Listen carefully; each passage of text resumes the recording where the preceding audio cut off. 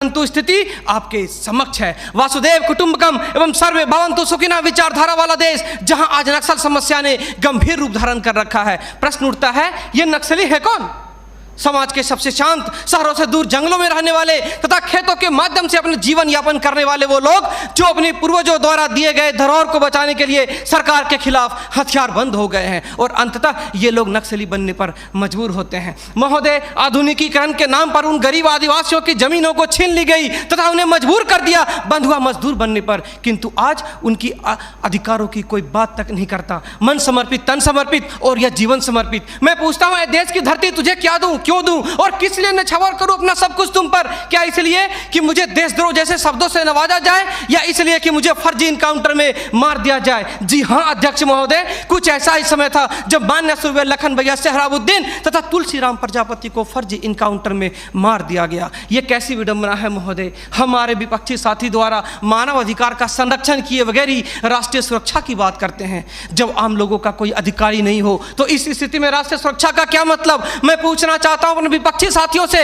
वे किस राष्ट्रीय सुरक्षा की बात करते हैं? पुलिस हिरासत में अत्याचार व मौत, उन्नाव केस, किसानों द्वारा आत्महत्या या बिहार के शेल्टर होम में हुई मासूम बच्चों के साथ दरिंदगी, क्या यह है राष्ट्रीय सुरक्षा?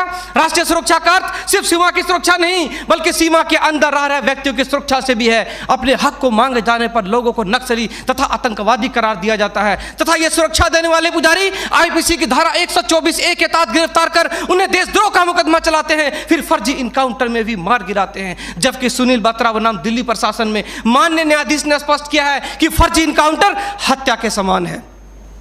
10 जुलाई 2004 को मनोरमा देवी के साथ दुष्कर्म और उसकी हत्या तथा पूर्वोत्तर राज्य की महिलाओं द्वारा हम सुरक्षा बलों के समक्ष निर्वस्त्र होकर विरोध प्रदर्शन करना इस बात का द्योतक है कि हम सुरक्षा बलों ने arms force special power act का दुरुपयोग कर नाजायज फायदा उठाया है। वहां के लोगों को जबरन गिरफ्तार कर उसे मानसिक एवं शारीरिक रूप से प्रताड़ित किया है तथा उनकी बहु बेटियों के साथ दरिंदगी कर मानवता को संसार किया है। यह देश की सभ्य समाज एवं लोकतांत्रिक शासन प्रणाली पर प्रश्नवाचक चिन्ह है। सीआरपीसी की धारा 41, 42, 107, 151 के तहत बिना वारंट गिरफ्तार करने की शक्ति, सीआरपीसी की धारा 129, 130 मजमे को तितर बितर करने की शक्ति और जरूरत पड़ने पर गोली चलाने तक की शक्ति इन सुरक्षा बलों को दी गई है। और कितने अधिकार दिया जाए इन्हें? तो दे दो रोलेक्ट एक्ट जैसा अंधा कानून और ढूंढते रहो इतिहास के पन्नों पर स्वतंत्रता एवं समानता जैसी शब्दों को। महोदय, आज जरूरत है चिंतन की, मंथन की, जागरूकता की, लोगों में विश्वास जगाने की। आज जरूरत है सुपर 30 जैसे संस्थानों की, ताकि अपने पथ से भटके हुए बच्चों को उचित शिक्षा,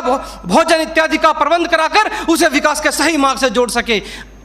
अंत में फैसला माननीय निर्णायक मंडल के पर छोड़ते हुए गुरुदेव रविन्द्रनाथ टैगोर की इन पंक्तियों के साथ मैं अपनी वाणी को विराम देना चाहूंगा कि मैं जीना चाहता हूं इंसानों की फौज के बीच में, मैं जीना चाहता हूं उगते सूरज की किरणों के बीच में, सुंदरता और सुगंध के बीच में। मेरी इच्छा है काश मिल जाए मुझे थोड़ी सी जगह इन जीने वालों के दिलों के बीच में। जय हिंद।